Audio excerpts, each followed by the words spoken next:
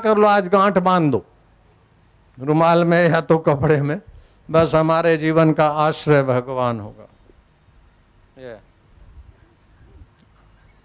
मैया बांध लो पल्ले में गांठ, हमारा आश्रय ठाकुर जी है। जो कुछ करेंगे फिर भगवान में डूबेंगे, जो कुछ सत्कर्म करेंगे भगवान की प्रीति के लिए, जो कुछ प्राप्तव्य है भगवान का सुख, जो कुछ ज्ञातव्य है भगवान का ज्ञान, जो कुछ कर्तव्य है भगवान के लिए। पति के लिए रोटी बनाते लेकिन भगवान उनमें है और उनका स्वास्थ्य बढ़िया रहे। ऐसा नहीं कि मैं उनको वश करूं और बंदर की नहीं नचाऊं मिस्टर को ऐसा उद्देश्य नहीं। या मिसिस को मैं कपड़े दिलाऊं और वो भोग्या बनाकर कमर तोड़ प्रोग्राम करूं, तो आपका आश्रय काम है। कोई बोलते हैं शी इज माई मिसिस, मैं बोलता हूँ झूठी बात। Bapu ji really he is my mister, मैं क्या बिल्कुल झूठी बात। मिसिस और मिस्टर का तो आश्रय और उद्देश्य सेक्स होता है, सेक्स की विशेषता से पसंद करते, लेकिन यहाँ आश्रय धर्म होता है, धर्म पत्नी और पतिदेव। कितना भारतीय संस्कृति का उद्देश्य ऊंचा है। कन्या लक्ष्मी रूपा वर नारायण रूपा, ऐसा करके वो विवाह किया जाता है। बोले वर को घोड़े पर क्यों बिठाते?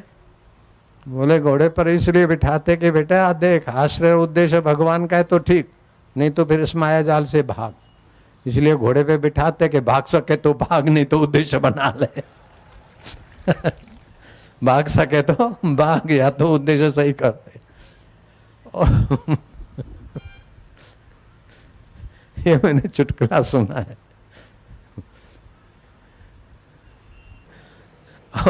गोरखनाथ बोलते हैं हसीबो खेलीबो, ये देख लो गांठ लगी है। हसीबो खेलीबो धरीबो ध्यान, हंसते खेलते। उद्देश्य और आश्रय ऊंचा है तो हंसते खेलते भगवत ध्यान। हसीबो खेलीबो धरीबो ध्यान, अहरनिश कथिबो ब्रह्म ज्ञान। खावे पीवे न करे मन भंगा, खाए पिए लेकिन किसी में आसक्त न करे, मन फंसने ना दे। मिल गया तो ठीक है, ये हो गया तो ठीक। गांठ ना बांधे कि इसको ऐसा चाहिए, आज ऐसा ही चाहिए, टीवी तो रंगीन चाहिए और कमरा तो एयर कंडीशन चाहिए और लाडी तो ऐसी चाहिए, लाडा तो वैसा चाहिए। अरे कितना भी कैसा मिला छूट जाएगा। जो कभी नहीं छूटता है उसको चाहो मत, उसको तो अपना मानकर प्यार करो, काम बन जाएगा, बना बनाया है। कितनी सुंदर लेडी मिले, लेडे मिले, लेकिन एक दिन रुलाएंगे, ये बात पक्की समझना भैया। जो आश्रय भगवान का लेना हो उस समय अगर पैसे का आश्रय लिया तो इनकम टैक्स का प्रॉब्लम आएगा। जो आश्रय भगवान का लेना चाहिए प्रीति, वो अगर यार दोस्तार की तो वहाँ खटपट होनी है, बिल्कुल पक्की बात है। क्योंकि वो हितैषी परमात्मा चाहता है कि तुम शाश्वत आत्मा हो, मेरे हो, नश्वर संसार में उलझो नहीं, इसलिए वहाँ कुछ न कुछ प्रॉब्लम कर देता है। भगवत प्राप्ति का उद्देश्य बना लो।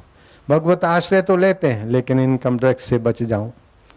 भगवत आश्रय लेते हैं कि सामने वाले की टांग टूटे। भगवत आश्रय लेते हैं कि पत्नी बढ़िया मिले, पति बढ़िया मिले। भगवत आश्रय लिया लेकिन भगवत प्रीति नहीं है ना, तो ये चीजें मिलेगी फिर भी रोते रहोगे।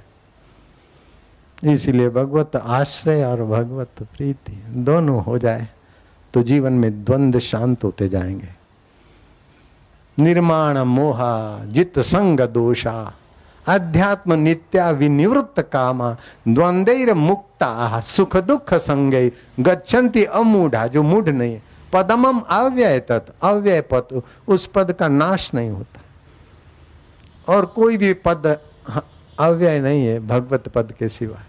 किसी भी पद पे आप बैठो 5 साल 10 साल 15 साल रिटायरमेंट, 20 साल 25 साल 30 साल 40 साल 50 साल 60 साल बुढ़े हो गए, हटाए गए, लेकिन आत्मपद निराकार नारायण का अव्यय है।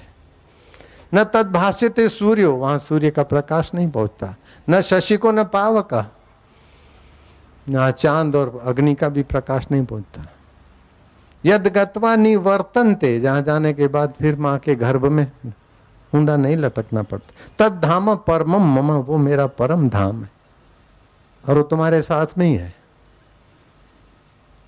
शरीर तुम रख नहीं सकते और मुझे तुम छोड़ नहीं सकते। है जिसको तुम छोड़ नहीं सकते उसका उद्देश्य और प्रीति कर दो। मैं हाथ जोड़ के प्रार्थना करता हूँ, झोली फैला के आपसे ये मांगता हूँ दक्षिणा। आप उद्देश्य और आश्रय भगवत सुख कर लो, भगवत कृपा कर लो, भगवत प्राप्ति कर लो।